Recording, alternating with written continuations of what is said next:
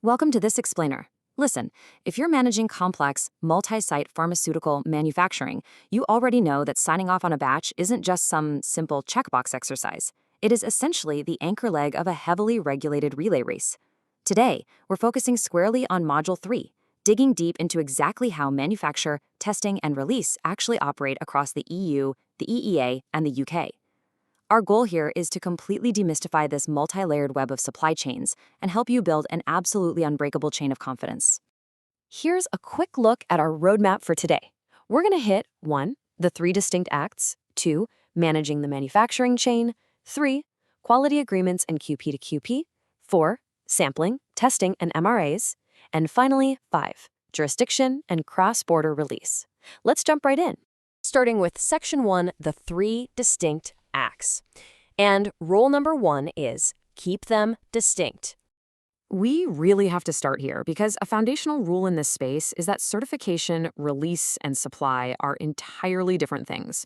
Blurring the lines between them, that's going to cause massive compliance headaches down the line. So let's break it down. Certification is your personal, batch-specific act under Annex 16. That's where you, as the qualified person, or QP, confirm the batch meets good manufacturing practice and its marketing authorization. It goes right into a formal register. Release, though, operates within the pharmaceutical quality system. That's the internal operational decision to physically move that certified batch into saleable stock. And then you have supply. Supply is the regulatory and commercial act of placing it on the market. And the reality is, supply can actually lag way behind certification. Think about it. You might certify a batch today, but it just sits in a warehouse for months, right? It's waiting for national pricing approvals, distribution logistics, or maybe a specific launch date. They are distinct, they're recorded separately, and they follow completely different timelines. All right, moving to Section 2, managing the manufacturing chain and navigating multi-site production. This chain really operates like a massive relay race. A single batch of medicine might have its active pharmaceutical ingredient made at Site A, get pressed into a tablet at Site B, blister-packed at Site C, and then undergo QC testing at a contract lab before a QP finally certifies it. The baton of documented evidence is passed from site to site, but the anchor leg, that final certification, happens at one defined authorized point. And here's the catch. Every single handoff is a potential risk. If just one site drops the baton by failing to document a deviation, the whole race is compromised. Every site needs its own authorization, like a manufacturing and import authorization, and must be strictly GMP compliant. So this brings us to an absolutely crucial point. Partial manufacture does not mean lesser responsibility.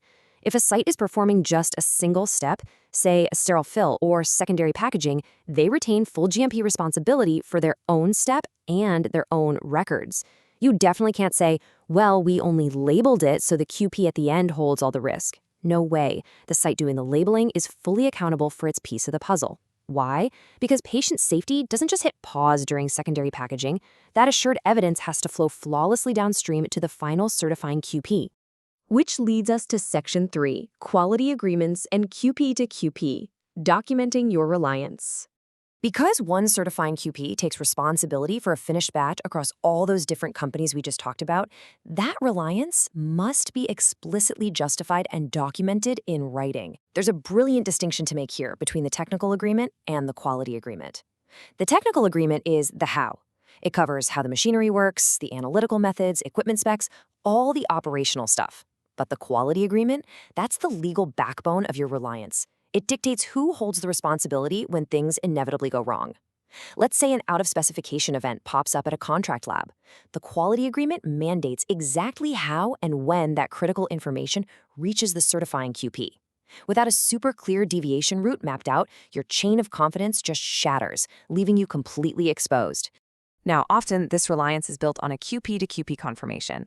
That's a documented statement from a QP at an earlier site, like a bulk manufacturing site, confirming to the final certifying QP that their specific stages totally met GMP. But, and this is a massive but, even if you rely on a QP to QP confirmation, it only covers those named stages. You cannot outsource the final responsibility. The certifying QP still has to take all those puzzle pieces and make the ultimate final judgment to certify the finished batch. Confirmation never, ever equals certification. Okay, on to Section 4, sampling, testing, and MRAs, gathering evidence across borders. Let's clear up a super common mix-up right off the bat. Reference versus retention samples. Both of these are strict Annex 19 obligations, but they serve completely different purposes. A reference sample is kept for possible future analysis. Think of it like the raw material you'd put under a microscope. If you need to retest the chemical makeup of a batch 5 years from now, you have enough of it saved to do so. A retention sample, on the other hand, is a fully finished unit kept exactly as it appears on the market. Why? So if a patient complains about the labeling or the safety seal or just the presentation, you have an identical physical unit to look at. For the EU/EEA release, both of these generally must be securely kept within the EU/EEA by the manufacturer or importer. So, what happens when your testing lab is sitting in another country? When we deal with international testing, it is incredibly common to fall into a really dangerous trap. A lot of people ask, can we just assume blanket reliance on testing if the partner country has a mutual recognition agreement, or MRA? The answer, absolutely not. No way. You've got to engrave this rule into your daily practice. Never assume blanket MRA reliance without checking the scope. MRA scope varies wildly by country and by product type. Some agreements recognize GMP inspections, sure, but they don't cover batch testing. Imagine assuming your brand new sterile biologics are covered, only to find out at the border that the partner country's MRA only applies to solid dose forms, like tablets. That is a massively costly, time-consuming mistake. You have to verify the specific arrangement is actually in force for your exact product type before you even think about skipping import testing. Finally, let's wrap up with Section 5, Jurisdiction and Cross-Border Release, the post-Brexit rules. Jurisdictional laws dictate the final release of your batch across borders, and in a post-Brexit world, this landscape requires absolute precision. Depending on your jurisdiction, both the required license and the QP's residency change completely. For the EU/EEA, you obviously need an EU manufacturing and import authorization, and the QP must be established right there in the EU or EEA. But look at the UK. Great Britain strictly requires a UK MIA and a UK resident QP. An EU-only QP simply cannot certify a batch for the Great Britain market. Meanwhile, Northern Ireland operates under a really unique hybrid model via the Windsor framework, utilizing a UK MIA but following EU-aligned rules. So mapping your chain geographically is honestly just as critical as mapping it technically. And hey, this isn't just theory. This is an active, ticking clock for supply operations.